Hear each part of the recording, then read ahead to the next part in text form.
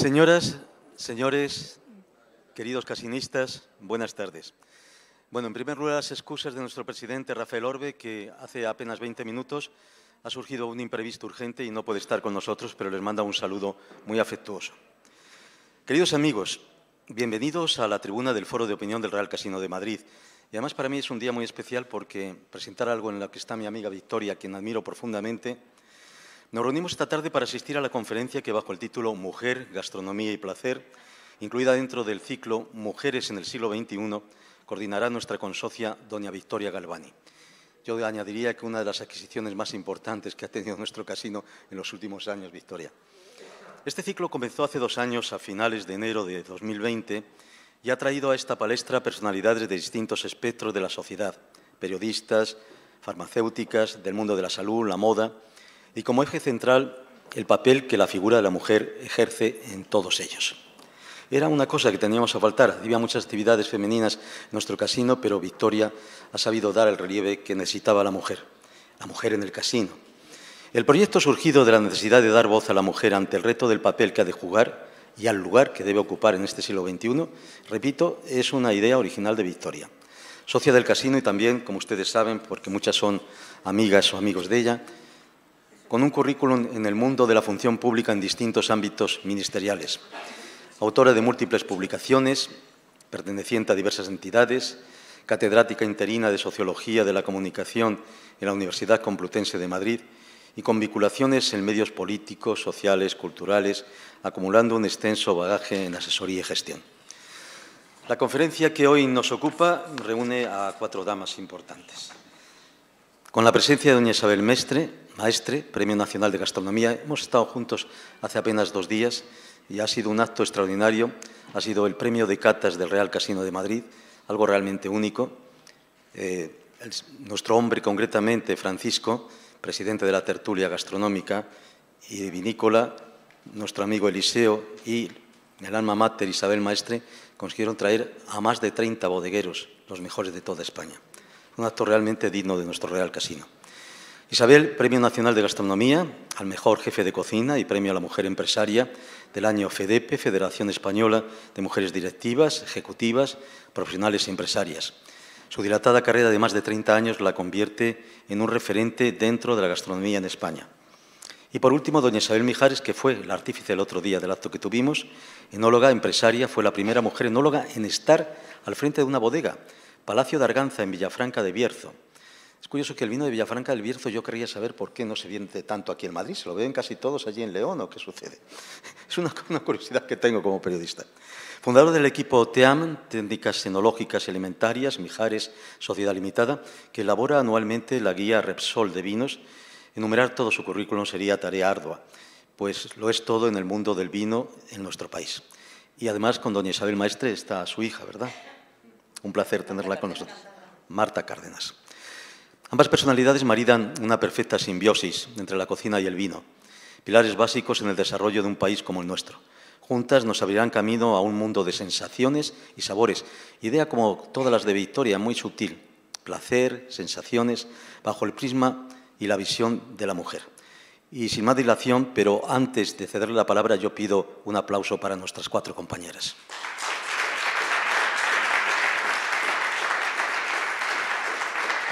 Doña Victoria Galvani. Antes que nada, José Luis, muchísimas gracias por los elogios inmerecidos. Me he quedado corta. José Luis ha sido el protector número 1 mío cuando empezamos un foro diferente y muy difícil que era de mujeres en el siglo XXI. Casi todo el mundo sabe que desde el año 1986 el Casino de Madrid no admitía socias mujeres. Y cuando yo me incorporé, solamente había una merienda tertulia en que las señoras hablábamos de nuestras cosas, a veces escuchábamos a alguien y un pianista tocaba el piano. Y pensé que había que hacer ir un poquito más allá. Un foro que hablara de mujer y política, mujer y religión, mujer y economía, mujer y belleza, mujer y salud, y hoy, mujer, gastronomía y placer. El nombre, por supuesto, que es Isabel Mijares. Cuando yo hablé con Isabel, le pregunté, digo, Isabel, ¿qué ponemos en la tarjeta? Me dice, muy fácil. Aquí está. Y la imagen es, yo siempre trato de poner en las tarjetas de invitación imágenes de las obras de arte de nuestro casino. Y esta es una de las 3 esculturas que se llama La mujer y la granada. Y en la revista del casino encontrarán la historia de las 3 esculturas y sobre todo de la simbología de la granada y la mujer en la historia. Bueno, con toda esta historia ahora paso a la segunda. Las 2 mujeres que tenemos acá, las 2 han sido premios Cervantes, las únicas. Y las 2, las 3, hemos pertenecido a una asociación que presidía Isabel que se llamaba Charter 100, hace más de 30 años.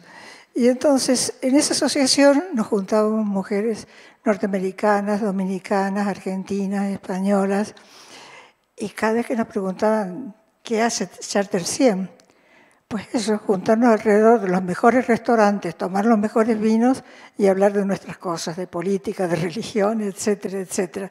Pero fue realmente una época maravillosa. En una de esas saraos de Charter 100 conocí a Isabel Maestre. Y entonces veníamos de visitar una bodega, nos habíamos bebido casi hasta la humedad de las paredes, y de pronto un señor canta y nos hace cantar. Desafinaba el señor y desafinábamos nosotras, pero cantaba maravilloso. Era el marido de Isabel. Mucho tiempo después crecieron las niñas, sus 2 hijas, y cuando yo reencontré a Marta, le pregunté, Marta, ¿tu papi, que está aquí, por cierto, sigue cantando? Sí. ¿Y sigue desafinando? Sí, igual. Me alegro muchísimo encontrar a los 3. A las 2 niñas que han crecido mucho y a Isabel que sigue tal cual. Entonces, para mí es importante, porque Isabel fue una empresaria como la copa de un pino. Empezó con sus 2 niñas atrás en un coche repartiendo las primeras obras que hacía en su obrador, las primeras comidas, con sus 2 hijas y con el apoyo del marido. Es decir, que la empresa Isabel Maestre, aparte de ser pionera en la gastronomía, único premio nacional de gastronomía en 1996 y que ha dado de comer a las personalidades más importantes de este mundo, de Yasser Arafat a Obama, aparte de eso, es una empresa familiar, con el apoyo de un marido y de 2 hijas. Y eso para mí es tan importante como el trabajo de una mujer. Siempre se dice que detrás de un gran hombre hay una mujer. Yo digo que detrás del hombre nada, al lado. Pero detrás de una gran mujer o al lado siempre hay un hombre. Y lo mismo pasa con Isabel Mijares. Isabel es una obra de arte en lo que es la enología. Fue la primera enóloga al frente de una bodega en España, formada en París en 1967 con Émile Puynaud, que era el padre de la enología moderna. Y desde entonces los premios en Isabel se han ido acumulando. En 1979 fue ganadora del concurso internacional de cartas de París, en 1981 el de Turín, académica de número de la Academia Española de Gastronomía, medalla agrícola del gobierno francés en grado de Chevalier, pero además Isabel tuvo la visión de cruzar el Atlántico y entonces también se sucedieron los premios en Brasil, en Chile, en Perú, en Bolivia, en Uruguay, en Argentina. Medalla de oro al mérito vitivinícola de la Federación Española de Enólogos. Podría seguir hasta pasado mañana enumerando sus premios. Empresaria de primer orden, también tiene a su lado un marido con una amplia sonrisa francés, Bibi, que está aquí, primera fila, que ha sido su apoyo incondicional en todo su trabajo y que siempre nos lo hemos encontrado cuando estaba Isabel en algo importante o algo de riesgo o algo que significaba algo para ella. Isabel tiene una niña, una hija que cuando era pequeñita aparecía en las cenas que daba Isabel en su casa y desaparecía corriendo, porque claro, no era para ella. Mucho tiempo después volví a encontrarme a la Isabel y le pregunté, Isabel, ¿y tu niña? ¡Ah, fantástica! Se ha casado y estoy esperando su primer hijo. Está esperando su primer hijo, vas a ser abuela por primera vez. ¡Qué bien! Digo, estarás preparando todo. Y yo pensé, claro, estará preparando las batitas, la cuna, los escarpines. Sí, sí, ya estoy preparando la primera añada que coincide con... Vino, estaba preparando vino para su primer nieto. Vaya, Isabel, esa es Isabel. Pero esta mañana me contaba que en el bautizo, en vez de agua o con agua, manzanilla. Yo me imagino la cara del sacerdote. En fin, Isabel Mijares, genio y figura hasta la sepultura. Yo estoy muy contenta de tener a las dos mujeres más importantes en la gastronomía española esta noche en el foro con nosotras. Muchas gracias.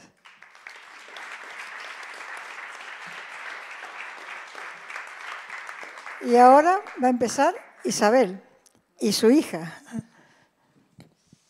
Buenas tardes, señoras y señores. Es para mí un honor estar en esta sala con ustedes.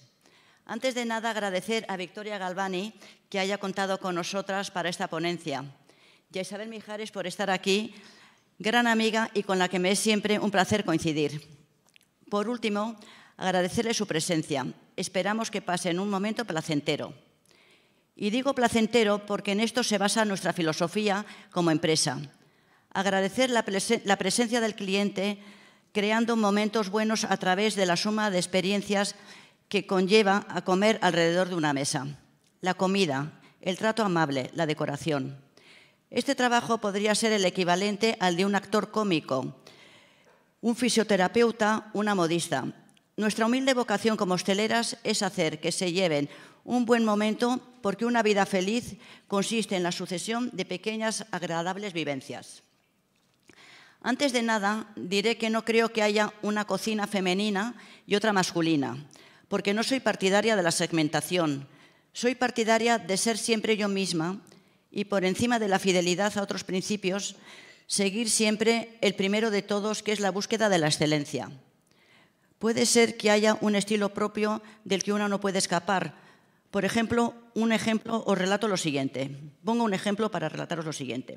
Hace unos 15 años leí en un blog acerca de mí unos comentarios bastante hirientes que hablaban de señoras que cocinaban, que me molestaba muchísimo, escrito por un tal Ferran de Mora, cronista gastronómico que en su momento tuvo algo de repercusión.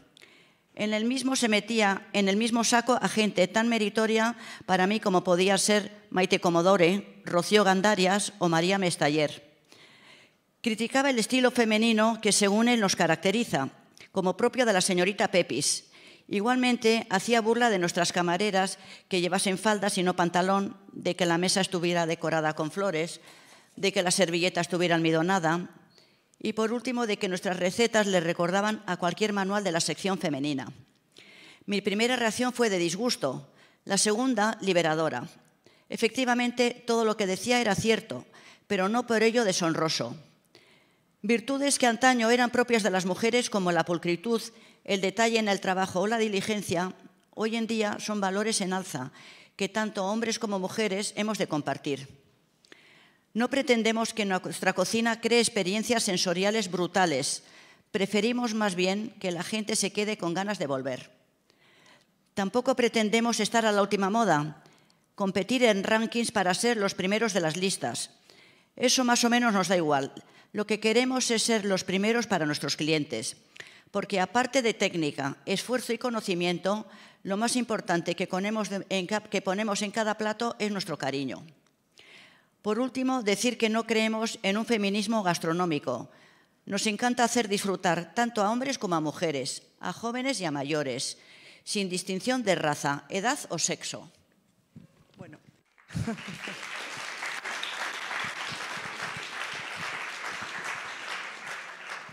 Yo voy a intentar ser un poco breve y, en primer lugar, decir que me da un poco de apuro estar aquí con grandes figuras. He visto a María Jesús Gil de Antuñano, bueno, un montón de gente, y para decir que para mí es un honor. Igualmente comentar, como decía Victoria, que el negocio nació cuando nacimos yo y mi hermana melliza. Y yo recuerdo estar en segunda fila en la plaza, sí, en el centro, mi madre haciendo reparto.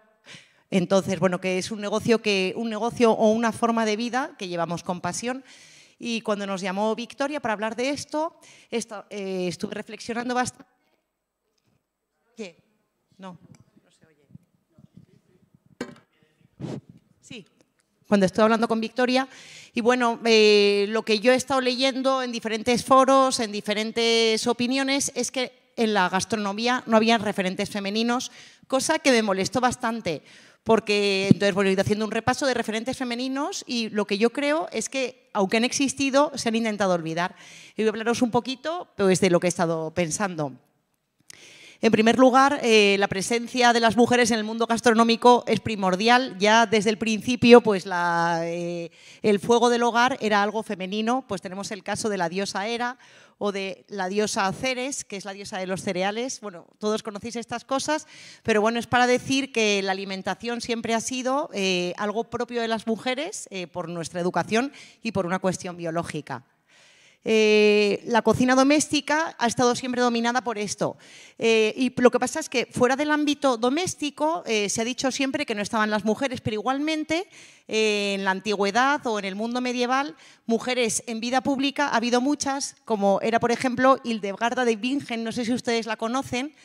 Fue una mujer alemana que elaboró, aparte del primer tratado de farmacia, uno de los primeros recetarios de conventos.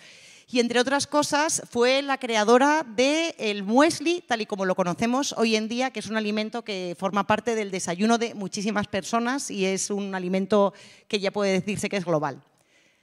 Igualmente pues tenemos a Teresa de Ávila, que yo no lo sabía, fue la introductora de la patata o hizo mucho hincapié en que se consumiese en España pues 100 años antes de que Parmentier lo introdujese en Francia. Lo que pasa es que todas estas referencias han estado bastante silenciadas. Igualmente, ella hizo un esfuerzo por dignificar el trabajo de la cocina con la célebre frase de que Dios anda hasta en los pucheros. A ver, esto. Bueno, la mujer ha tenido siempre presencia pública y lo que vemos, no sé si habéis visto una película que acaba de salir que se llama Delicioso en el cine. Habla sobre el primer restaurante hasta el siglo XVIII, la alta gastronomía, entendida como el uso de las mejores materias primas y de las mejores técnicas, se daba en los palacios sobre todo o en las grandes casas, en las cortes. Y cuando hubo esta ruptura es cuando aparecieron los restaurantes. Empezaron a haber restaurantes y la mayoría de ellos eran masculinos, aunque hay referencias a restaurantes femeninos. Por ejemplo, tenemos el caso de Francia, bueno, de los salones franceses. Bueno, aquí tenemos a François Vatel, que fue el último restaurador o el último cocinero de la corte. Ay, casi prefiero estar sin la charla, no me gustan los PowerPoint. Pasar de lo público a lo privado. Y bueno, en Francia aparecen los restaurantes de las madres, que se llamaban a restaurantes regentados por mujeres. Hubo muchos muy famosos, como el de la Mère Fillou o la Mère Guy, y eran cocineras tradicionales que no estaban tan valoradas como otros restaurantes, entre comillas, masculinos. Y tenemos a la primera cocinera realmente importante en Francia, que fue Eugénie Brassier, se pronuncia así, ¿no? Sí. Y fue la primera mujer en obtener estrellas Michelin, pero no es que tuviese una estrella Michelin, es que tuvo 6 estrellas Michelin, que yo creo que fue la primera persona en obtener tantas. Y entonces, bueno, ella lo que se dice es que supo hacer de lo sencillo algo exquisito. Sigo hablando de mujeres importantes. Por ejemplo, Madame de Santange fue la cocinera de los Rothschild, pero ella también creó un manual de cocina, la Bonne Cuisine, que ha sido guía de cocina pues un poco como la marquesa de Paraver en España y se sigue utilizando, el libro se sigue vendiendo en Francia. Tenemos también otro ejemplo de mujer que ha escrito libros de cocina. Muchas veces dicen, bueno, tu madre fue una pregonera que escribió libros de cocina, y digo, no, o sea, siguió una tradición que llevaba 200 años o, bueno, o desde la Edad Media. Aquí tenemos la Bon Cuisine. Emilia Pardo Bazán, por supuesto. O Nicolasa Pradera, que fue, bueno, su restaurante La Nicolasa, ¿para qué hablar de él? Fue el mejor restaurante. ¿Así? Sí. Y bueno, llegamos aquí, mujeres por todas partes, pero de repente uno se encuentra las guías Michelin y no hay ningún tipo de paridad. Muchas veces parece que hay cierto machismo o no, o por qué, entonces dicen, ¿por qué no hay presencia de mujeres en el mundo gastronómico? Por supuesto que la hay, lo que pasa es que es más fuerte en otros ámbitos que los premiados por la crítica. Por ejemplo, tengo varios casos, o por qué hay ejemplos de mujeres que triunfan en otros ámbitos. Por ejemplo, aquí he puesto a Angelita Alfaro, no sé si ustedes la conocen. ¿Saben quién es? Es una de las cocineras más importantes de Navarra, seguro Ana Letamendia la conoce, y a mí me encanta, de Pamplona, y ella empezó cocinando en una pensión, que un entorno tan humilde lo ha podido llevar a lo más alto, siendo pues, vendedora de libros y tiene programas de cocina. Otro ejemplo lo tenemos en mujeres de cocina de comunidades. La cocina de comunidades es la cocina de universidades, la cocina que hay presente en empresas, y tenemos aquí a María Rosa Bonet, que tiene un negocio, no sé cuántos trabajadores tiene, pero desde luego da de comer mucho o a mucha más gente que en un restaurante pequeño. Es cierto que los restaurantes de los que estoy hablando son sitios con menos pretensiones o con un coste mucho menos elevado, pero sí que buscan valor o tienen una pretensión que puede ser muy femenina, como la de nutrir, alimentar, crear una experiencia grata, incluso la búsqueda de temas nutricionales y de salud. Aquí tengo el caso de Sandra Luque, no sé si la conocen. Ella es la jefa de cocina de la Crítica de Navarra. Aquí está recibiendo el premio a la mejor ensaladilla rusa, y estuve hace poco con ella en unos ciclos de conferencias. Esta chica es hija de familia de cocineras, estudió en el Centro Educativo Fuenllana, empezó a trabajar, estuvo en Coque 2 años y luego estudió nutrición. Y bueno, ahora mismo es una persona con una trayectoria imparable y su objetivo es hacer de la cocina de hospital una cocina gastronómica, curar mediante el placer. Victoria Galvani hablaba del placer, y yo creo que por una cuestión cultural las mujeres nos han enseñado siempre a agradar al prójimo. Cocinamos más bien para dar gusto que para recibir honores. Tengo el caso de Mercè Soler-Nou, no sé si ustedes la conocen, ella es propietaria de uno de los catering más famosos de Barcelona, pero bueno, en el mundo del catering, aparte de Mercè, Rocío Gandarias, Samantha Jera o Isabel. ¿Se me oye? Casi. Estoy hablando de demasiadas mujeres, pero es que hay tantas y tantas mujeres como las que están aquí. Ahora voy a hablar de nosotras. Pero bueno, eso cuando me dicen no hay referentes, digo, bueno, pues hay muchísimos referentes. Elizabeth Horcher, Hoffman con la Escuela de Cocina, o Silvia Hoffman. Y estoy pensando un poco a la búsqueda de un estilo femenino. En primer lugar, no creo que exista un estilo femenino, pero sí que hay unas tendencias. En primer lugar, la de agradar, dar placer. Esta es una parte de nuestro catering desconocida, que es la cocina cinematográfica. Hace unos años nos llamaron para empezar a trabajar con series de televisión. España es un centro de rodaje importante, no sé si lo sabéis, que las oficinas, ¿no? Los platós de Netflix están en Madrid, en Tres Cantos, y se rueda muchísimo. ¿Qué sucede? Que buscan, hace falta cocina de pantalla y hace falta gente que sepa interpretarla. Entonces, bueno, tenemos una línea de negocio que es toda la cocina que figura en las televisiones. Y es muy importante porque nosotros hablamos con un director artístico que, más que decirnos lo que quiere que figure en pantalla, nos da el guión y nos dice, ¿qué crees que comería este personaje? Por ejemplo, ¿qué comería un asesino en serie? ¿O qué comería el galán de la novela? Entonces, bueno, hay un ejercicio psicológico muy importante de pensar qué es lo que pueden comer. Por supuesto, son producciones estadounidenses en las cuales los malos comen carne y los buenos son vegetarianos, toman fruta.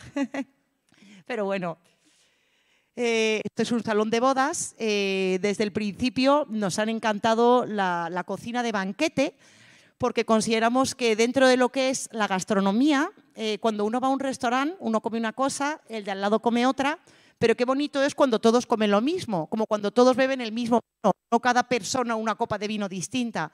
No sé lo que piensas, Isabel, de eso. Siempre es mejor todos lo mismo, es como una comunión gastronómica.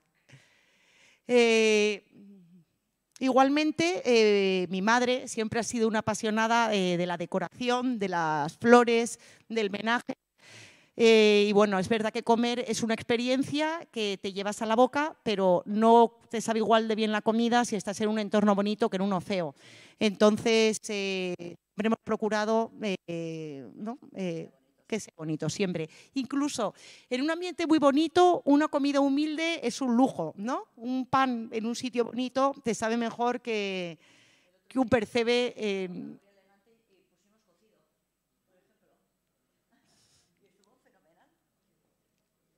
Eso antes era impensable hace unos años. Esto es, bueno, también el menaje, eso es una cosa muy femenina. Eso sí que yo creo que define la cocina de mujeres. Tú entras en un almacén y en la parte a lo mejor de teléfonos móviles o de televisiones o de maquinaria, lo que sea, suele haber más hombres, y en la parte de menaje suele haber más mujeres. No sé si es una tendencia, tú que eres socióloga, no sé lo que opinas.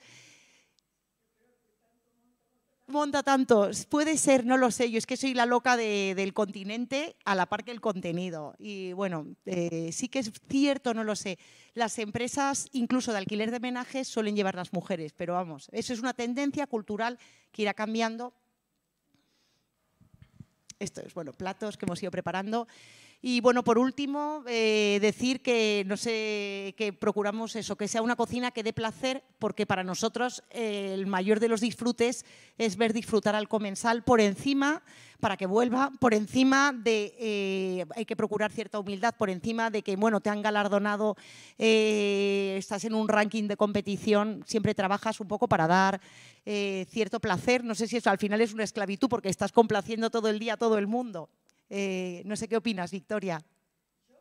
Yo atentamente, y quería también que comentaras un poquito, porque también tenemos casi tiempo siempre acotado aquí, cómo disfrutaron y qué disfrutaron personajes que llaman mucho la atención, Sí. mucho la atención, porque a mí lo que me gusta de Isabel Maestre y de su familia y de sus niñas es que tienen una gastroteca en el Corte Inglés de Goya y tienen una gastroteca en el Corte Inglés de la Castellana, pero a la vez le dieron de comer a Obama o a Yasser Arafat o a…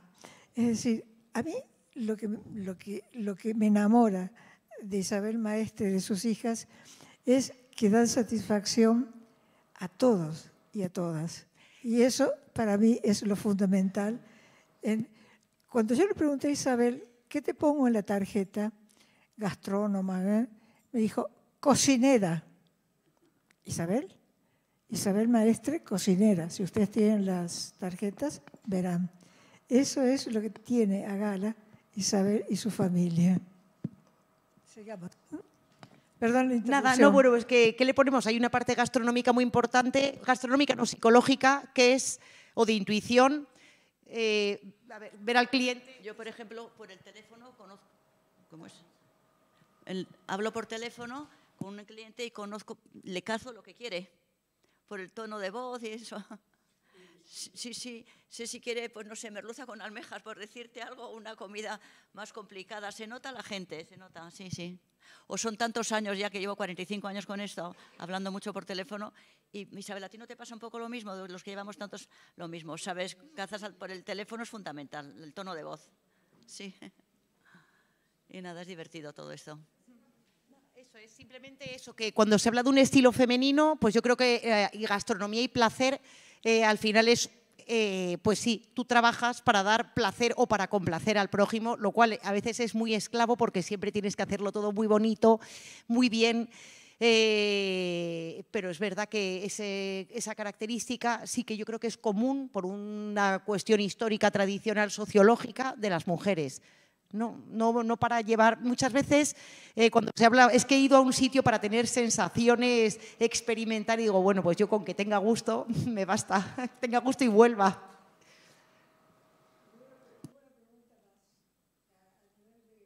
¿No? Y de cotilleo de corazón. ¿Cómo entrasteis vosotros en el mundo de la política? Porque sí, eso no es fácil. Sí, claro, porque yo la verdad es que conozco poca gente a la que le he dado de comer la familia de Mónaco, vuelvo a decir Yasser Arafat, vuelvo a decir Obama, es decir, no es sencillo. Entonces, ¿podría encontrar el secreto? Ser muy discreto. Es un secreto muy secreto. Pero seguramente será por la calidad. Y sí. Sí, antes que nada, seguramente. Sí, bueno, en primer lugar la calidad, que la comida siente bien, porque cuando una persona está trabajando no le puedes dar comida que le llene demasiado, o sea, tienes que procurar que se quede con un poquito de ganas de más. O sea, calidad, que le siente bien, porque eso es fundamental. Bueno, Marta, y cuéntanos un secreto, a ver qué le gustaba y qué le hacía mal a cada uno. Un poquito, ¿no? Para animar al personal. Y a mí, sobre todo. Siempre, yo creo que la clave es verdura y fruta y muy buena, y carne muy buena, ¿no? Y vino, bueno, el vino, por supuesto. Yo creo que lo primero de todo es la calidad. Tiene que ser 100% superior. No, es muy difícil que una carne que no sea buena resulte bien. Es difícil. A mí me parece como imposible. El pescado, pues tiene que ser lo mejor. No hace falta poner langostas, pero si pones productos más sencillos, pues ahora no sé, pues el Scrape, por decirte algo, ¿no? Que es ahora la época, pues tiene que ser muy bueno, partido muy bien. O sea que siempre la gente nos viene a nosotros a buscar un poco por la calidad también. Yo creo que y llevamos toda la vida cuidando eso, la calidad, que los vinos, todo. Todas las cosas, la puesta en escena, pues todo eso. Presenté el nombre tuyo, presenté un artículo, pero solo por WhatsApp, lamentablemente, que había salido en El Mundo con la anécdota de cómo comenzaste con los capones. Ah, sí.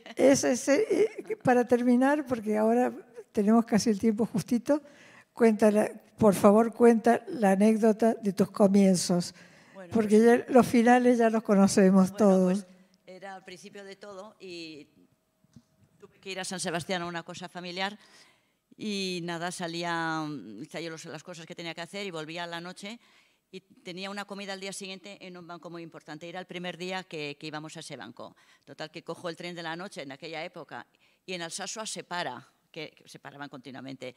Y nada, pues con un amigo mío, pues por la vía del tren estuvimos andando hasta que llegamos a un pueblo.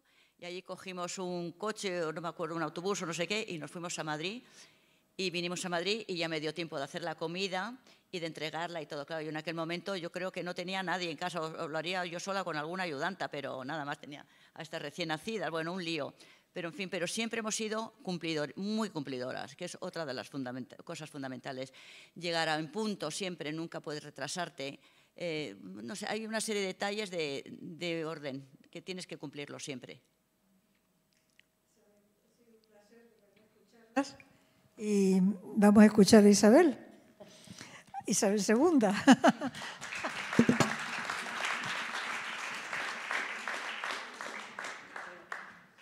A ver, los micros y yo somos dos.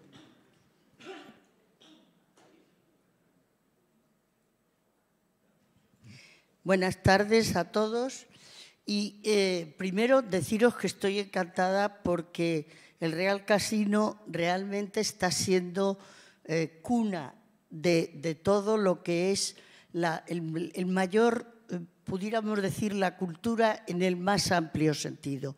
No solo la cultura que se conoce habitualmente, que se habla de pintura, se habla de todo esto, sino de verdad la cultura del día a día. Y entonces aquí se están celebrando muchas cosas como el foro de hoy, Victoria, muchas gracias, en el que se le da entrada a algo tan importante como es nuestra gastronomía. Somos un país ahora mismo que hemos pasado a estar en cabeza En la mayor parte de las encuestas hechas a los turistas en los últimos años, una de las primeras razones para venir a España ya no es la playa, ni siquiera es el sol, sino que es cómo se come y cómo se bebe. Y eso es fundamental, porque está muy relacionado precisamente con un sinfín de profesiones que en este momento son indispensables. Bueno, no se podría pensar en una gastronomía sin un buen vino. Yo me parece increíble. O sea, cualquiera de vuestros banquetes o cualquiera de vuestros platos, si no van acompañados de un buen vino, sería insólito. Tomarlos con agua perdería muchísimo.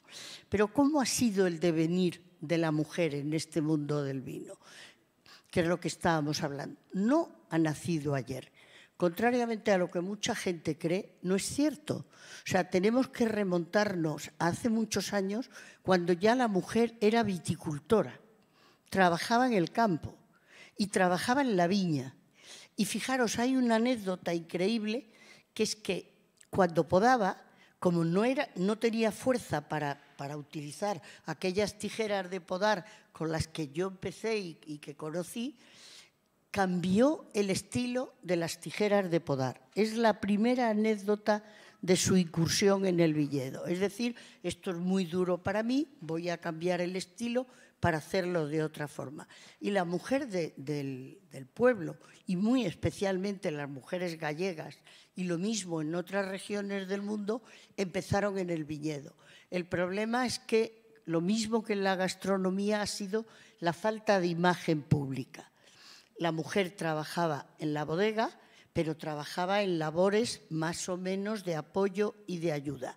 Hay que esperar a los años 1930 y nos damos cuenta que el Instituto Pasteur, que es donde realmente nace la enología moderna y nace en Burdeos, en el Instituto Pasteur, la mayor parte de las investigadoras eran mujeres.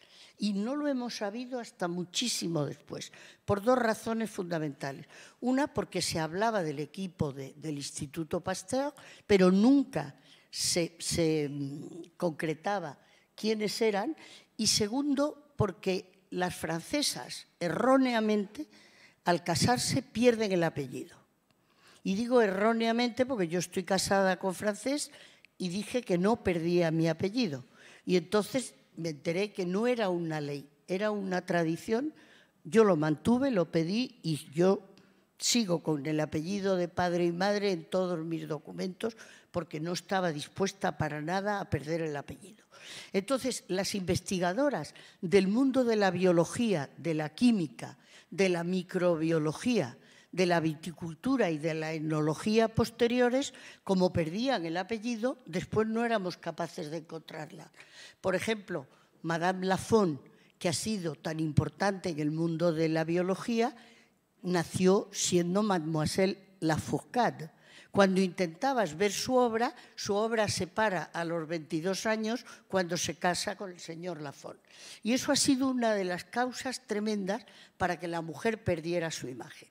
Y después que cuando yo voy al Instituto de Enología con la carrera de Ciencias Químicas terminada, me encuentro con que la mayor parte son hijas de propietarios de los grandes chateaux. Tuve la suerte de estar con todas ellas, que iban a heredar la propiedad de sus padres, pero no pensaban trabajar en el mundo del vino y mucho menos en la bodega. Lo que hacían era la gerencia, el llevarlo desde lejos, como Corinne Mansenopoulos en el caso de Chateau Margaux y tantas bodegas. En cambio, la otra noche tuvimos la suerte el sábado de ver ya a las mujeres españolas. Aquí hay una en la sala del Bierzo, de esa región que yo quiero tanto, que ya son ellas las propietarias de las bodegas, presidentas de las compañías y las que lo llevan. Pero yo no me quejo porque creo que era un poco en todo. Había mujeres farmacéuticas, pediatras, maestras y poco más. Cuando yo llegué al Bierzo, imaginaros, venía de Burdeos, joven, ya con la carrera de químicas terminada, el doctorado terminado, tenía moto, fumaba puros en la calle y me llamaban la química del pobre Don Pío, porque para ellos la palabra enóloga no existía, pero tampoco existía mucho la palabra enólogo. Cuando me preguntaban, ¿pero usted qué es? Y yo le decía, enóloga. ¿Pero enóloga qué es? Mire, yo soy química. Y recuerdo un día un bodeguero que me dijo, usted no es fea para ser química. O sea, pero también había muy pocas mujeres notarios, o muy pocas mujeres registradores, o muy pocas mujeres abogados del Estado. O sea, no podemos tener esa queja permanente. ¿Por qué era más duro? La bodega estaba instalada con un material muy pesado. Mover una prensa de la época de nuestras prensas de rueda de uso, por ejemplo, aquellas especies de árboles que había que dar vuelta, era muy dura para un varón y el único problema que nosotros teníamos era la limitación en la fuerza. Hoy las bodegas están automatizadas, se llevan desde el ordenador y la enóloga de turno no tiene nada más que sentarse y dirigir la bodega. Lo que tiene que tener son los conocimientos y la cabeza. O sea que lo primero que aporta la mujer al mundo de la enología, y es curioso, es el rigor científico, contrariamente a lo que la gente pueda creer. Venían del mundo de la investigación, del laboratorio. Uno se imaginaba a una mujer metida en el mundo del vino con una bata blanca. Hoy ha salido un artículo de José Peñín, que lo conocéis todos los que conocéis el mundo del vino, en que pone mis primeras catas aprendí contigo y me lo dedica. Claro, habla de cuando llegó a mi laboratorio y se encontró con una mujer de bata blanca. La imagen era la mujer de bata blanca haciendo de laborante, que eso ya hoy no es frecuente. O sea, los laborantes son una especialidad dentro del laboratorio y son estupendos y son los que de verdad hacen los análisis. La mujer lo que hace es crear. Cuando yo salí de Burdeos dije, yo no quiero ir a un laboratorio solamente a controlar el vino, quiero crearlo. Entonces tuve la gran suerte de aterrizar en El Bierzo y que me dejaran hacer lo que yo quise. Y lo primero que hice fue el vino para casarme, porque me casaba a los poquísimos meses. Entonces, que es otro de los caracteres que pone la mujer, que es la imaginación. Yo quiero un vino del Bierzo, con características del Bierzo, pero en honor de mi propia boda. Y me ocurrió algo gracioso, yo no había probado el vino y llegué a la iglesia de San Francisco, me casó el rector de los jesuitas.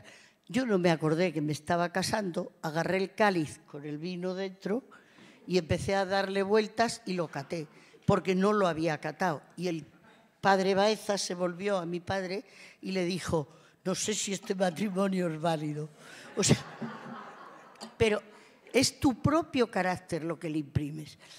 Después, con mucha frecuencia me han dicho, ese vino es tu estilo, es Burdeos y tu propia personalidad. Claro, la enología es una ciencia y tú la respetas, pero la mujer es mucho más anárquica que el varón en ese sentido y sigue su propio ritmo para hacer su vino.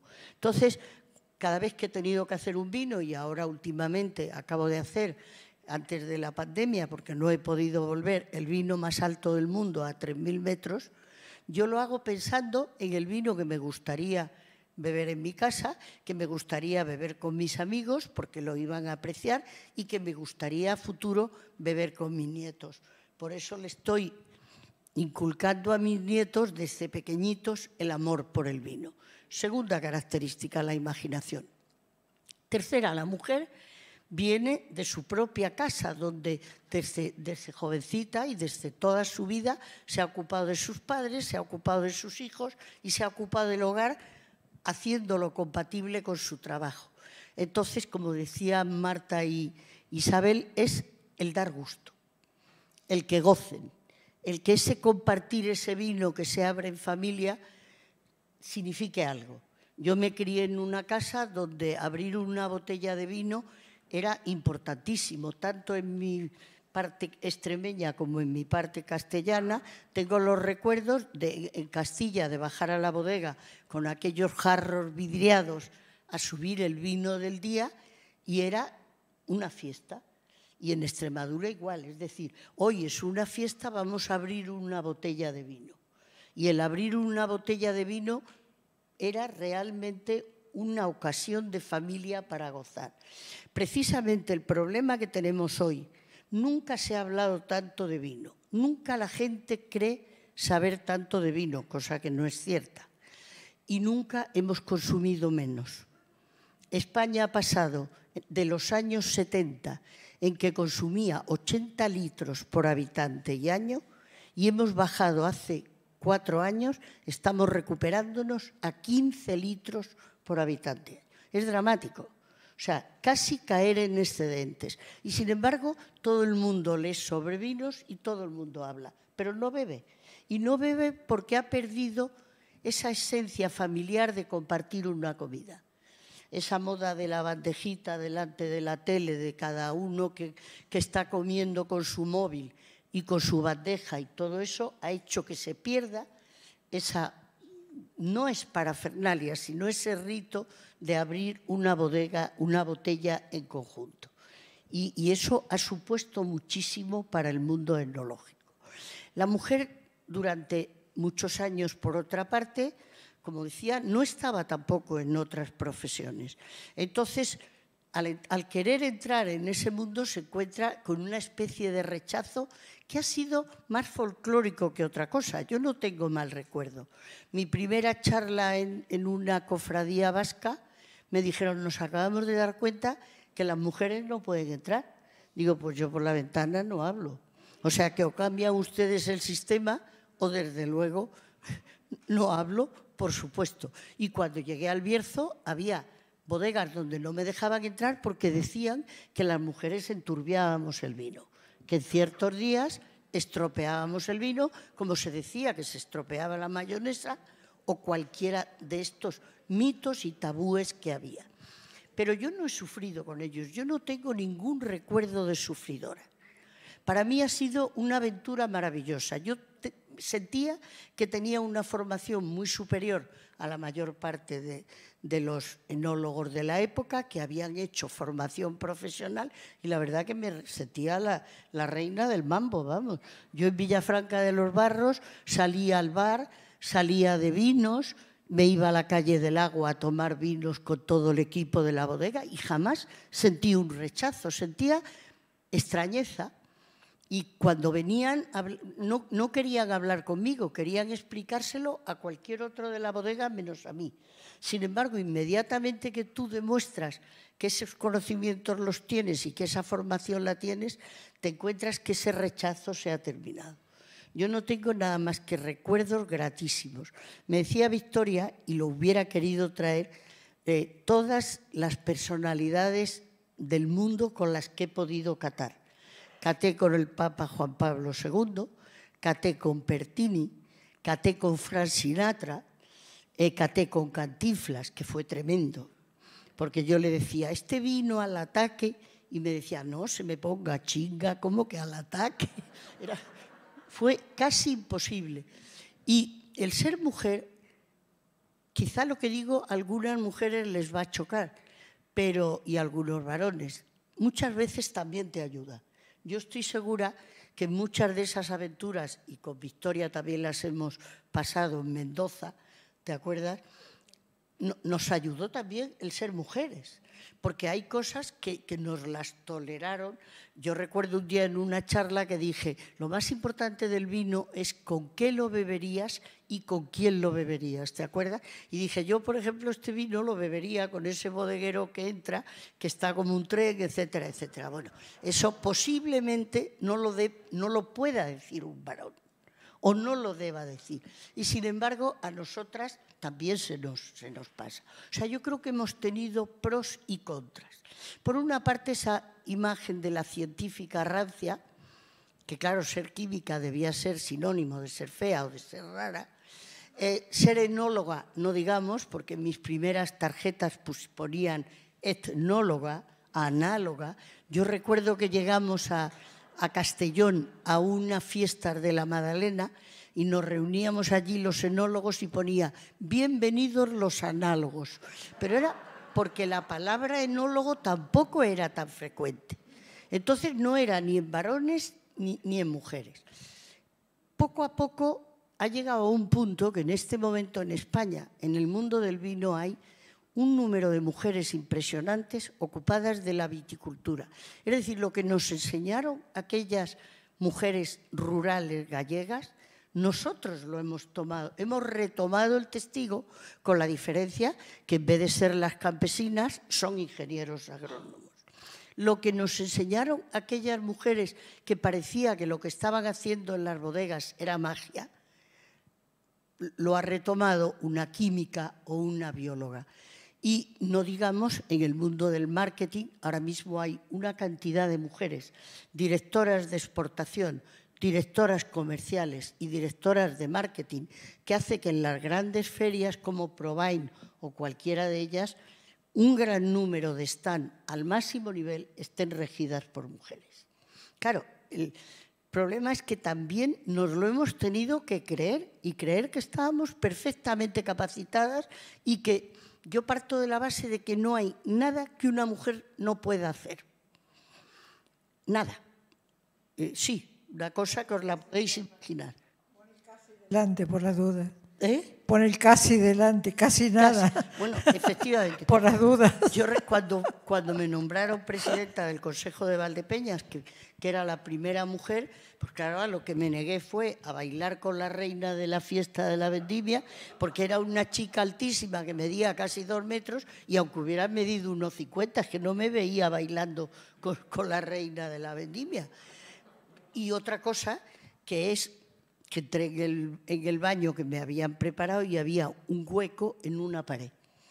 Y con toda mi mejor voluntad lo intenté de todas formas, pero no lo conseguí. Y así se lo dije al gobernador cuando me dijo, ¿le gusta su despacho? Sí, me es suficiente. Tengo una mesa y un teléfono para trabajar. Entonces, presidenta, ¿qué es lo que no hay? Digo, pues que hay un hueco en el baño, en la pared, y he hecho todo lo posible, pero es imposible. O sea, entonces, pero son tabúes de que no van más allá de la parte folclórica.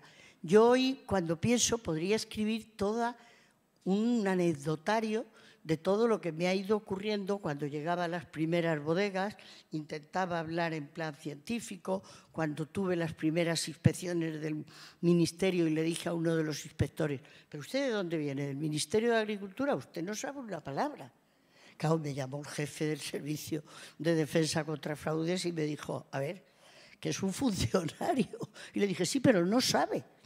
Digo, me he puesto a hablar de vino con él y me he dado cuenta que no sabe nada. Entonces, le hemos dado la impronta de nuestro propio carácter y de nuestro propio sentir. Y posiblemente ese sentimiento que tenemos de la propia familia. Es decir, el placer. ¿Por qué el placer? Pues porque yo creo que lo más importante cuando pretendes compartir un vino, aparte ya de toda esta historia ahora de los maridajes y todo este cuento chino, que no existe, que son tonteras, completamente tonteras, porque lo que va no es un tipo de vino solo, sino varios tipos, y no te tienes que romper la cabeza, lo más importante es lo que más te gusta.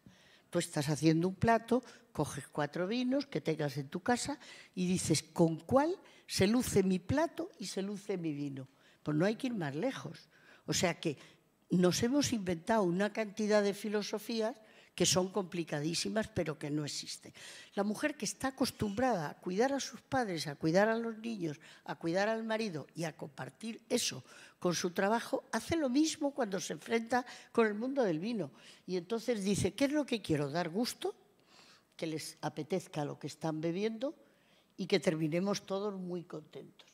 O sea que no hay que ir a buscar problemas más allá. ¿Dónde tenemos el verdadero problema? El verdadero problema lo tenemos... Yo soy profundamente feminista, pero profundamente. Pero no por eso no entiendo al varón. Yo creo que el hombre es un mal deliciosamente necesario, sin el cual no podríamos vivir. O sea que ya está, pero no más. No creo en la feminización, no creo en la feminización del lenguaje, no creo en ninguna de esas cosas porque las encuentro perfectamente inútiles. No necesito que me llamen habitanta, ni miembra, ni nada de eso, porque he estudiado gramática.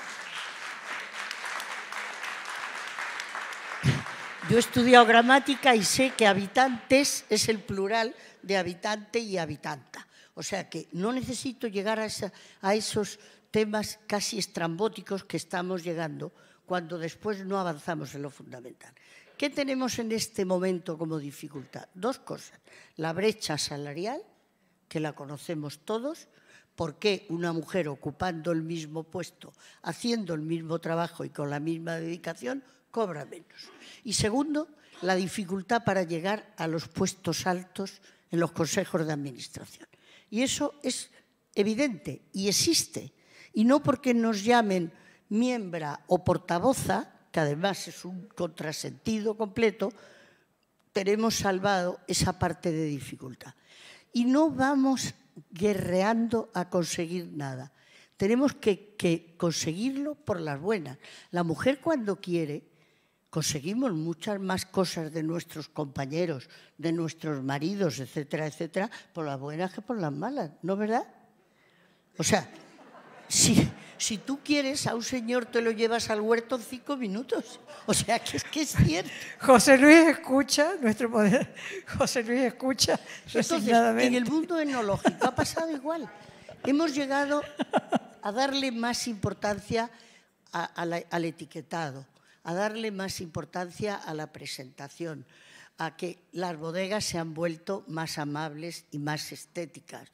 Hemos tenido una influencia enorme en los cambios de la maquinaria, mucho más ligeras. ¿Por qué? Porque no nos podíamos enfrentar con esas maquinarias tan pesadas que nos dificultaban el trabajo. Y lo hemos conseguido como guerreando mal, no, guerreando bien. Guerreando bien. Y posiblemente el vino ha sido un ejemplo. Ha sido un mundo donde estamos hablando.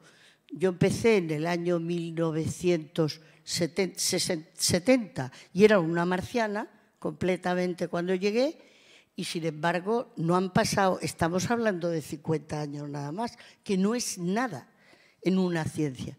Y hoy el mundo de la mujer en el ámbito del vino es decisorio y decisivo. Y tenemos en este país grandes presidentas de compañías, grandes enólogas, grandes mujeres, como digo, del marketing, y la comunicación nos pasa igual. Nos falta visibilidad. Mucho se te debe a ti, y todo hay que decirlo, realmente, tú has sido una de las pioneras. Bueno, lo que pasa es que yo no creí que por ser mujer tuviera que tener dificultad. Entonces fue por ignorancia. Yo llegué al Bierzo y dije, aquí estoy yo.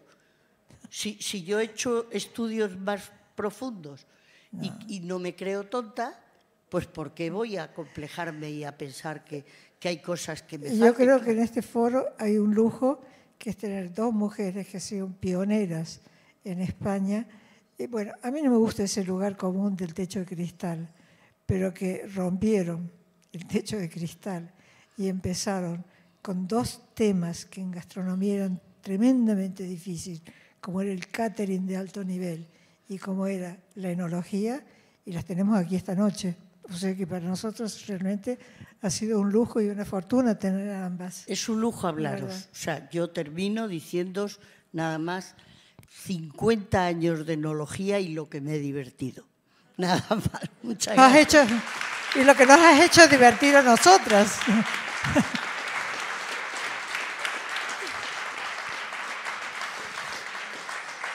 Y lo que nos has hecho divertir a nosotras. Bueno, ahora las preguntas, claro.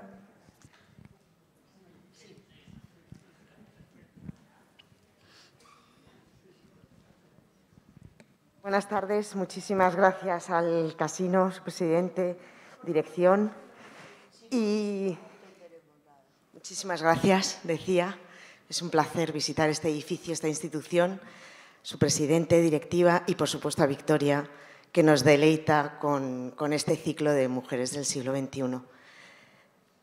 A mí me gustaría citar a Epicuro de Samos, que decía que busquemos con quién comer y beber, antes de qué comer y beber. Porque el placer de comer y beber acompañado nos hace distinguirnos de un león o de un lobo que come solo. Y quiero dar las gracias y mi reconocimiento a estas mujeres que nos permiten juntarnos en algo tan bonito como es la mesa, para celebrar acontecimientos, familiares, celebraciones, almuerzos o cenas o momentos de empresa. Y quiero recordar uno en concreto, presumo de ser amiga de la familia Gandarias, su hija Marta es muy amiga mía, y la llamo y le digo, Marta, que tengo unos clientes que están justo detrás de tu nave, de San Mario 7, y quiero organizar un almuerzo y tal. Y me dice, venga, pues tráetelos para acá. Y después de comer, gentilmente nos enseñó lo que hay en un catering. Y claro, te quedas impresionado, porque las cocinas, la zona del menaje, la zona de los manteles, la lavandería, la plancha, la bodega. Entonces, es tremendo lo que llega a mover un catering y todo lo que incluye también el mundo del vino.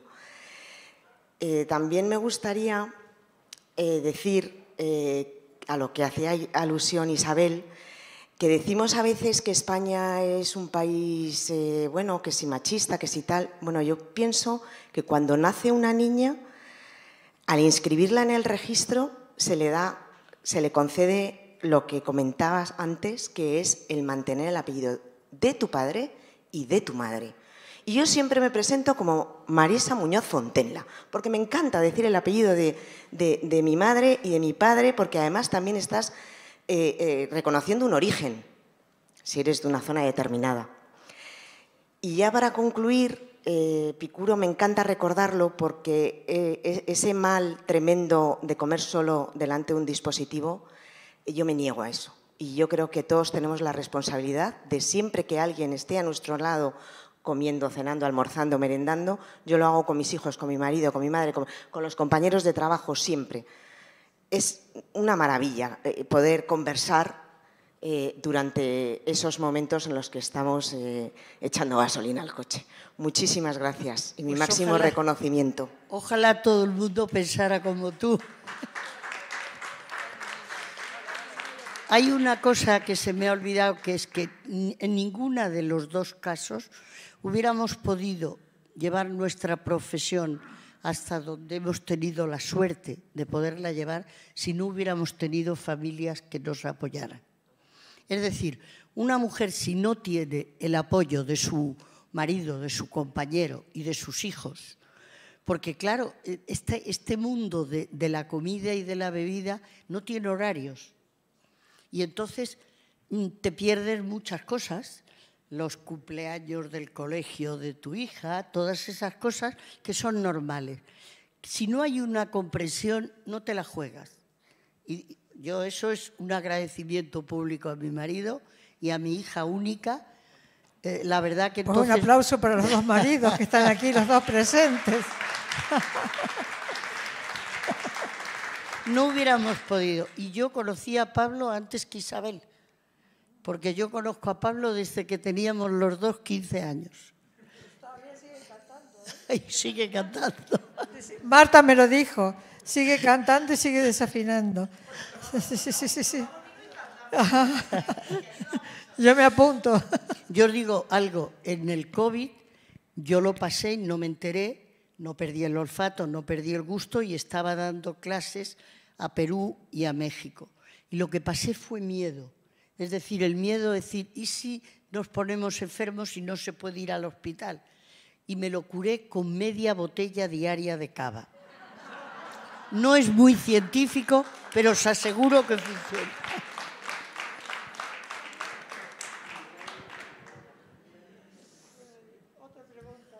A ver, ¿alguna pregunta más?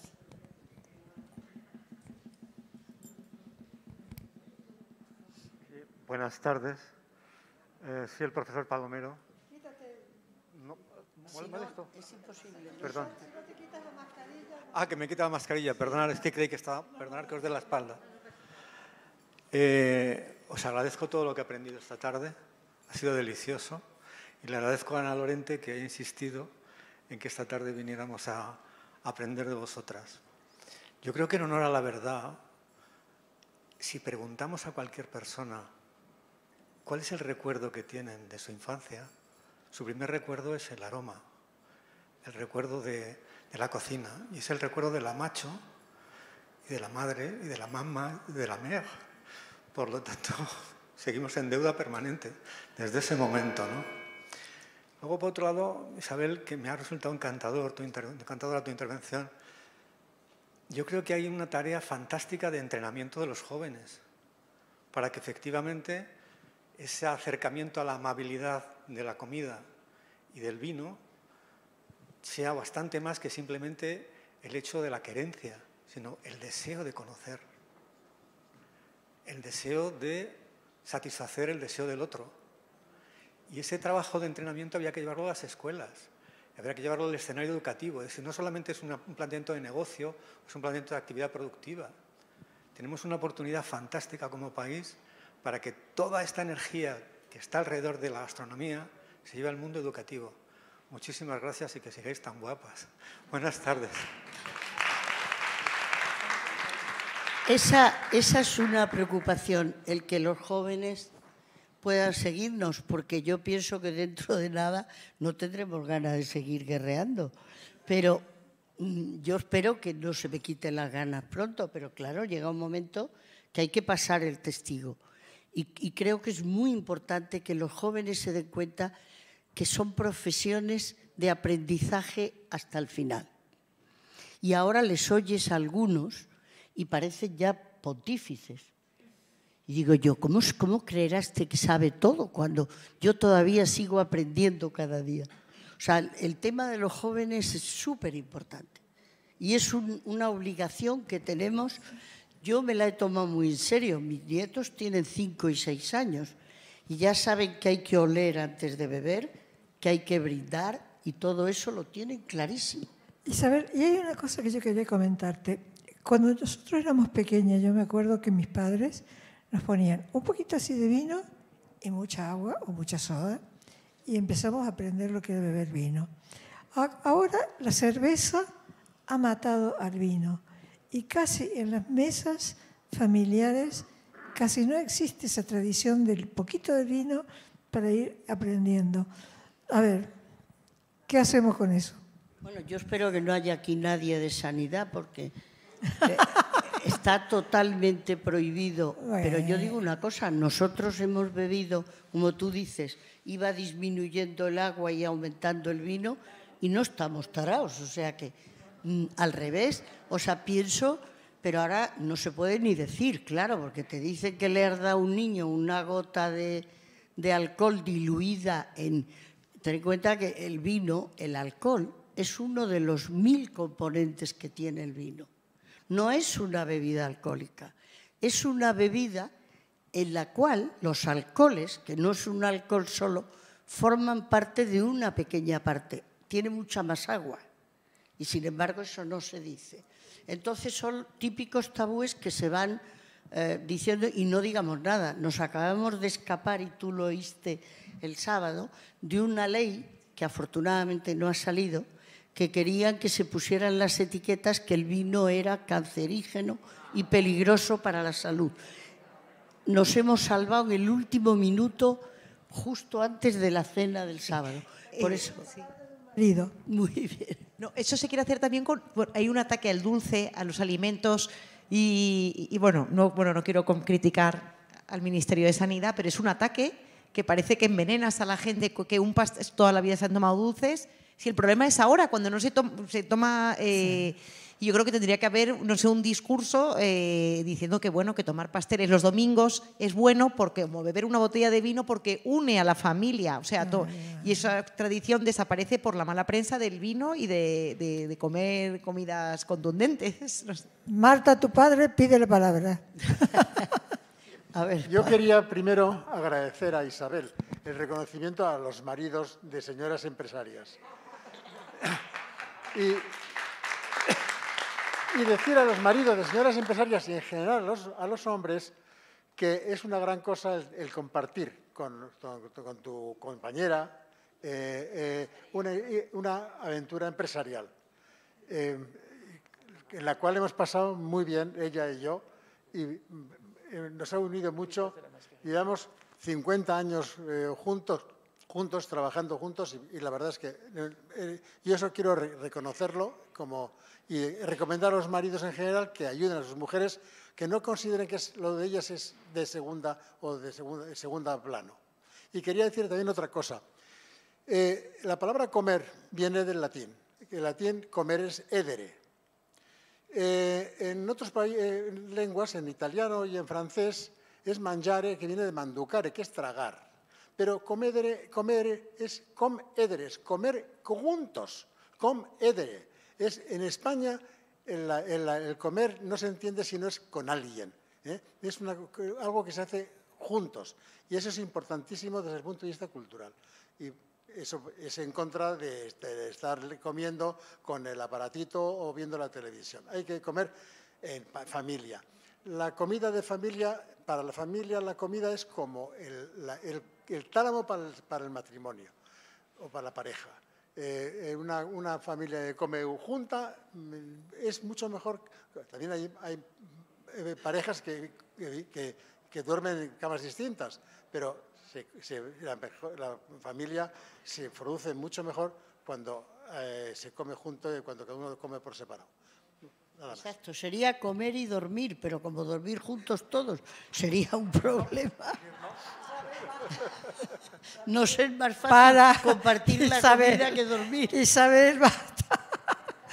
Sí, yo creo que aquí las dos mujeres que hemos traído hoy, no sé si podrían haber sido tan buenas empresarias si no hubieran tenido al lado un marido que las ha acompañado, que las ha estimulado y que las ha querido mucho, y hasta el día de hoy.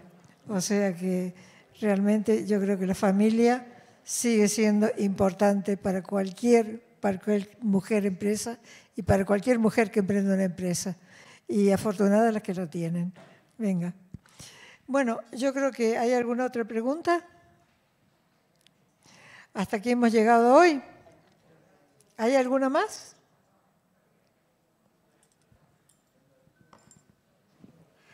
Buenas tardes, muchas gracias. Isabel, dos preguntas. Has comentado que de los años 70, más o menos hasta la actualidad, una reducción importante en el mundo en el consumo en España, en el consumo de vino.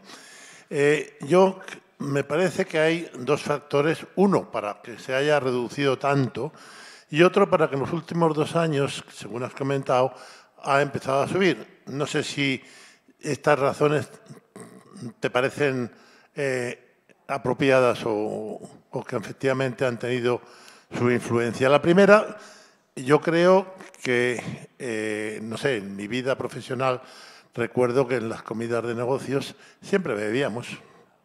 Nunca terminábamos borrachos, nunca terminábamos alcohólicos, pero siempre bebíamos, incluso a veces un poquito más. Con el casi delante también. Pero esto no nos creaba problemas. Después nos íbamos cada uno a nuestro sitio, trabajábamos y sin problemas. Yo ya no tengo comidas de negocio ni trabajo, ya estoy jubilado, pero veo cuando voy a un restaurante a la hora de comer que las mesas que siempre me fijo que me rodean, en ninguna de ellas se está bebiendo vino. Se está bebiendo en alguna cerveza, en muchas Coca-Cola, agua en otras, y veo que tristemente lo que me rodea no es vino. Pienso muchas veces que estas nuevas leyes, esta nueva persecución hacia el alcohol, conducción y alcohol, primero era conduce con una copa de menos y ahora ya no bebas, no conduzcas. En fin, ha habido una persecución, en mi opinión, es una opinión que te pregunto, si la compartes. Y la segunda parte es por qué me parece que ha podido aumentar el consumo en los últimos 2 años, porque como bien se ha comentado aquí, la comida, que incluye por supuesto la bebida, es una cuestión social. Es decir, comer es mucho más agradable hacerlo en compañía y beber. Yo creo que el COVID, esta pandemia, ha hecho que la gente estemos más en casa. Al estar más en casa también hemos tenido algo más de tiempo o mucho más tiempo. Y entonces, aunque ha disminuido el consumo en restaurantes porque estaban cerrados, sin embargo, a nivel casero, a nivel doméstico, yo creo que la gente ha empezado otra vez a coger esas viejas costumbres de abrir una botella, de consumirla con sus hijos o con su mujer o con quien sea. Entonces, esas son las dos preguntas que quiero conocer tu opinión. Mira, yo como sabéis que soy súper crítica con nosotros mismos, creo que nos hemos equivocado en la comunicación sobre el mundo del vino. Y aquí hay personas, periodistas, que lo podéis decir. Hemos dado la impresión de que para beber había que ser doctor en enología y había que saber de todo, porque la copa adecuada, la temperatura adecuada, las variedades. Nos hemos equivocado al comunicar eso. Eso ha sido parte. Y hay mucha gente que dice, yo pido una cerveza y nadie se mete conmigo. En cambio, si pido un vino y me equivoco con lo que estoy comiendo, me van a tomar por un inculto. Y eso es un problema social que a la gente le preocupa. El tema del alcohol con la conducción ha sido fundamental. Eso se ha cargado la copa final de la comida, que era, en España había mucha costumbre de terminar con un brandy o terminar con un anís incluso. ¿Os acordáis? Era súper frecuente. Y luego el tema del tabaco también ha influido. Cuando tú después de comer en un restaurante quedabas, y yo soy fumadora de puros, fumándote un puro, pues automáticamente venía el brandy, venía todo lo demás. O sea, ha habido muchos factores. Y luego ahora hay muchas bebidas, mucha elección. Y entonces la gente va cambiando. Pero el COVID, así como ha sido tremendo para los divorcios, violencia de género, tal, ha sido beneficioso, entre comillas, para algunas cosas. Las tiendas de muebles, hemos cambiado casi todo el mundo los muebles, porque como no estábamos nunca en casa, ¿qué muebles íbamos a cambiar? O sea, yo personalmente me iba por la mañana y venía por la noche. Me he dado cuenta de pronto que faltaba un sofá, que tal. Pues todas esas cosas. Hemos empezado a convivir de nuevo. Hablamos de España, porque estamos en una Europa donde la gente a las 4 de la tarde se mete en su casa. Pero ¿quién se mete en España en su casa a las 4 de la tarde? Si somos profundamente callejeros. Entonces ahora con el COVID nos hemos quedado juntos y nos contaban los bodegueros la otra noche, que fue muy interesante el aporte, que los reservas y grandes reservas los habían vendido en el COVID. ¿Por qué? Porque la gente al beber en su casa en familia decía, vamos a abrir una gran botella de vino. Yo eso lo he oído desde que era pequeña, que entonces había muy poco embotellado. Acordaros que eran 5 marcas las del embotellado. Lo demás era vino que se tomaba en los bares, vino de garrafa, el honesto vino de todos los días, que lo hemos olvidado. Ahora hay una cosa, Isabel. Yo creo que hay una ventaja que ha aparecido hace ya un par de años, que es el pedir la copa de vino, ¿no? El vino por copa, el vino yo también por lo copa, creo. porque eso sí que ha ayudado mucho, porque entre la cerveza y una copa de un vino, que puede ser un Verdeja, o puede ser un Rioja, o puede ser uno más caro, uno más barato, yo creo que eso ha ayudado bastante, ¿no? Ha ayudado, pero fíjate que somos un país profundamente desconocedor de sus vinos. O sea, eso de que te pregunten en un bar, oiga, ¿me pone usted un tinto? Rioja Ribera. Y le digo, y el Bierzo, y Toro, y la Conca de Barberá, y el Priorato, tenemos más de 100 denominaciones de origen. Entonces tendríamos que hacer una formación. Fíjate, Francia ahora, que es un ejemplo en sus cosas, en la protección de lo suyo, a la salida de los supermercados te da unas tarjetitas geográficas con todas las denominaciones. ¿Cuándo vamos a hacer eso nosotros? Y que la gente deje de saber. No, el casino es un ejemplo. El Real Casino ahora mismo, aquí veo socios de los que vienen a las catas, que ayer les hicimos catar con ficha profesional y cataron maravillosamente. ¿Cuántas entidades de este estilo hay que hagan eso? Ninguna. Entonces, pero porque nos hemos olvidado de lo que es comer y beber, es la mayor cultura que se puede tener. Yo recuerdo una vez que le dije a un director de banco, usted no sabe nada de vinos, no distingo el tinto del blanco. Digo, pues yo jamás le traería a usted dinero, no me fiaría de un tío que no sabe nada de vino. Y me fui. Claro, pero es que es verdad.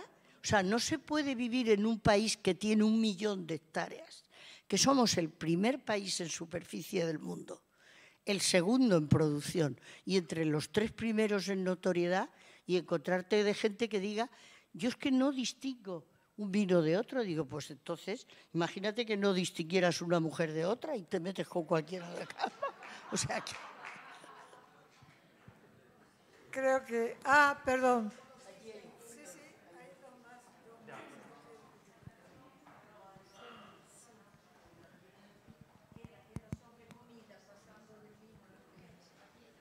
Allí hay una, ahí hay 2 y aquí hay otra.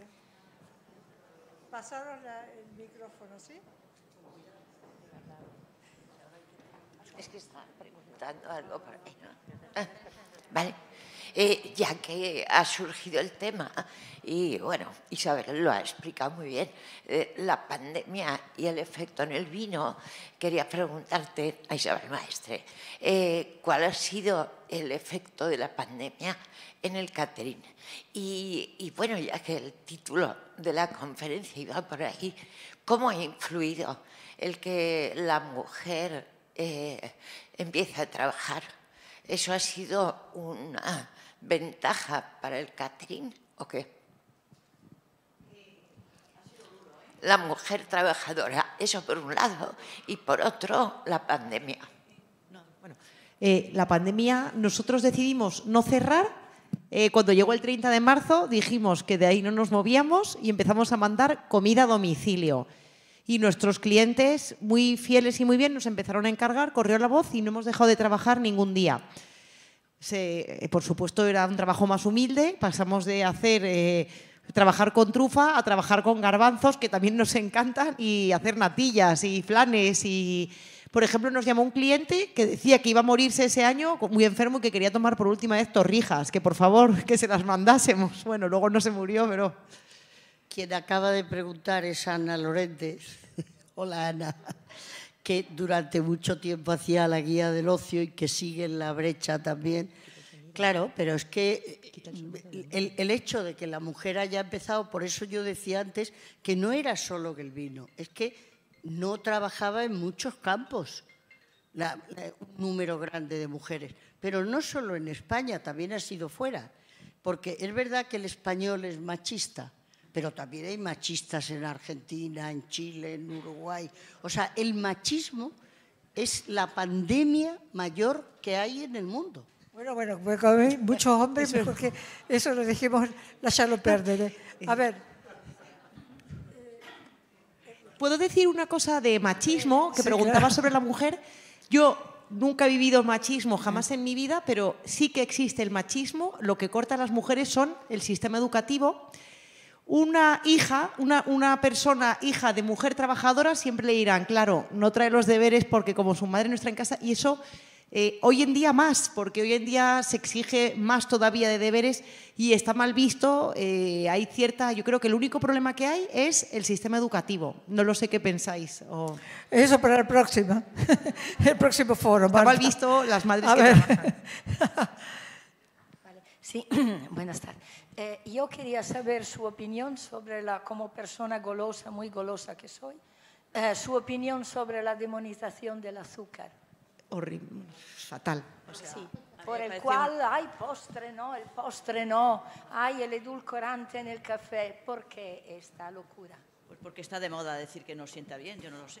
Sí, nosotras tomamos dulces y lo que hay, o sea, siempre se han tomado dulces y siempre se han tomado postres de azúcar.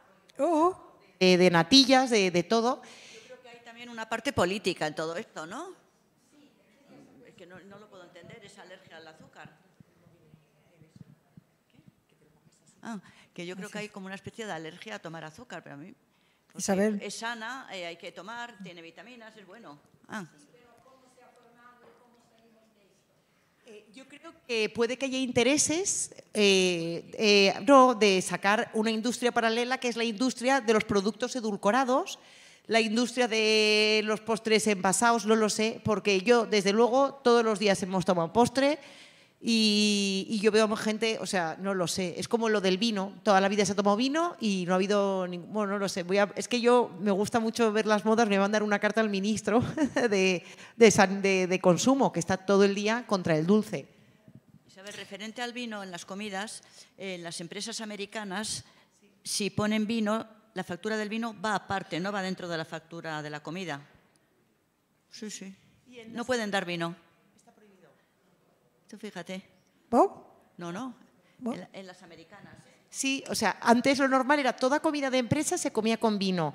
Y ahora o por nuestra experiencia, pues yo qué sé, Google, no toman, o sea, no prohibido el vino, las bebidas alcohólicas, toman productos ecológicos, sin azúcar, o sea, todo eso a tope. Pero hay una demonización del vino, y digo, pero a lo mejor ahí tendrán otros vicios, yo qué sé. Pero fíjate, nunca ha habido más alcoholismo entre los jóvenes y menos consumo de vino. Claro. Luego el alcoholismo no les viene del vino, le viene de otro tipo de bebidas. Sí. Ni más gordos y no se toman postres, y las pastelerías tienen un problema de negocio porque hoy en día no se compran tartas todas las semanas ni bandeja de pasteles y ahora es cuando más gordos hay. Bueno, yo creo que ya son las 8:30. Yo Isabel, lamentablemente creo que tenemos que cortar ya. Y bueno, esta vez ha sido cortito y creo que nos ha sabido poco. Tendremos que repetirlo porque de verdad ha sido una delicia. Gracias. Ha sido un lujo. Y Isabel, te seguiremos teniendo aquí y disfrutando contigo. Y Isabel Maestre, espero que alguna vez nos deje un catering bien hecho aquí en el casino y lo celebraremos. Ya veremos cómo se hace eso. Bueno, señoras, gracias por todo y hasta la próxima.